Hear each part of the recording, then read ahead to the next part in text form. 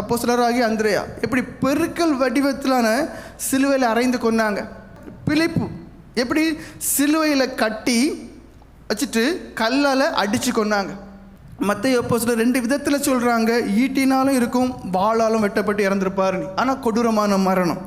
பர்தலமேயுடைய வாழ்க்கை எப்படி முடிவு, எப்படி தலைகீழாக சிலுவையில் அரைஞ்சி குலைச்சிதாங்க. அல்பையின் குமாராக யாக்கோபுடைய வாழ்க்கை முடிவு எப்படி கல் எரிஞ்சு கொண்டாங்க. ததைவு எனப்பட்ட யூதாவுடைய வாழ்க்கை முடிவு ஈட்டியால் குத்தப்பட்டு கொண்டாங்க. கானானியனாக சீமோனுடைய வாழ்க்கை முடிவு ரொம்ப கொடூரம், வாளால் மேலேருந்து கீழே அப்படியே அறுத்து.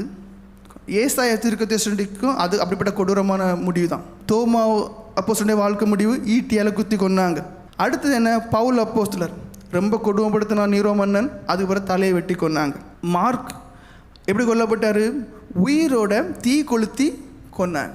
திமோத்தி அவருடைய வாழ்க்கை முடிவு எப்படி, தடிகளையும் கற்களையும் வீசி கொண்டாங்க.